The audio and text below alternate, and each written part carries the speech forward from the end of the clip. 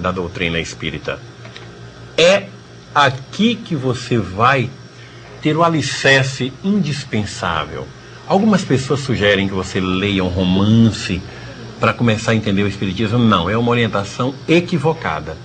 Não é que os romances não tenham valor, tem sim. Mas ler um romance espírita sem conhecer como vivem os espíritos, o mundo dos espíritos, como é a relação encarnado-desencarnado, você vai ter uma certa dificuldade.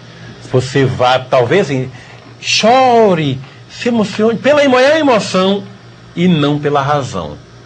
Livro dos Espíritos. Esta é a obra básica do Espiritismo.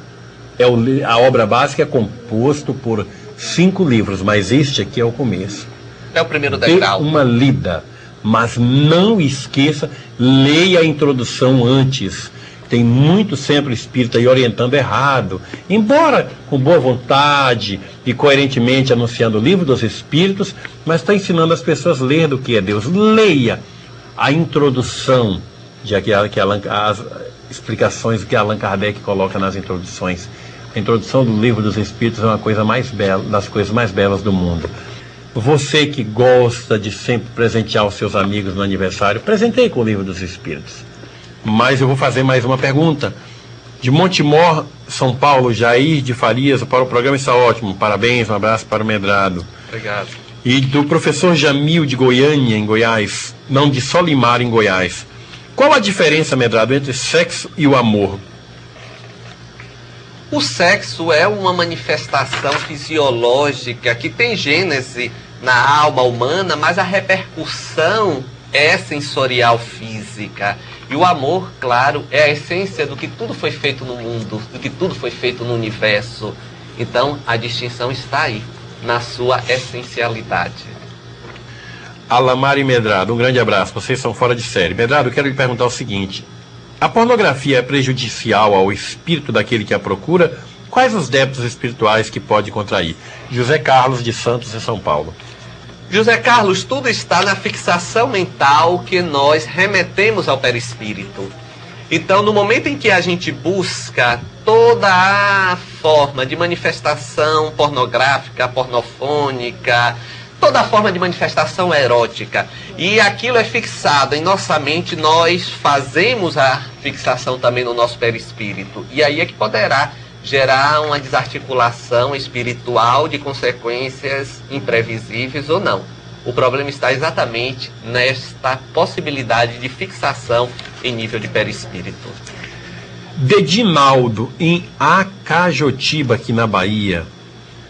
Medrado, já que o assunto, o tema de hoje foi tão oportuno, gostaria que você encerrasse o programa indicando os livros espíritas que tratem deste assunto. Existem inúmeros livros. Sexo Além da Vida, Sexo Depois da Morte.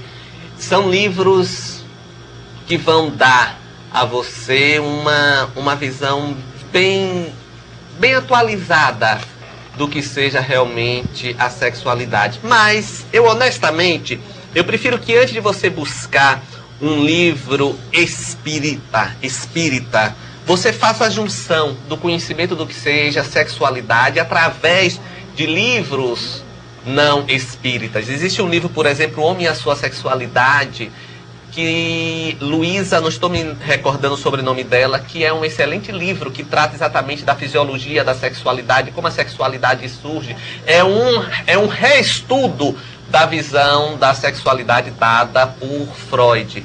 Então, O Homem e a Sua Sexualidade é muito interessante. Então, você faz esse estudo, um estudo comparativo com o que os espíritos colocam, faça um paralelo e aí você vai formar o seu conjunto de opiniões e, naturalmente, também de vivências dentro desse tema que precisa ser, como eu dizia aqui no intervalo, Alamar, que precisa ser tratado sem chocar, mas que precisa ser tratado para que as pessoas também se libertem, que muitas delas sofrem sem saber por que estão sofrendo e eram apenas tabus e nada mais do que tabus. Eu quero deixar bem claro, amigo telespectador, que a minha preocupação como admedrado é de divulgar o espiritismo como ele é, e não como determinados espíritas querem fazer a moda da casa, conforme as suas conveniências, castradoras, proibitivas, inquisitoriais, muitas vezes altamente arrogante e severa, com aquela cara fechada, aquela cara de tristeza. Não. O nosso espiritismo é um espiritismo de simplicidade que faz as pessoas felizes. E domingo que vem teremos mais um programa Espiritismo via satélite. Pedimos a você que gosta deste programa, ajude-nos a mantê-lo no ar.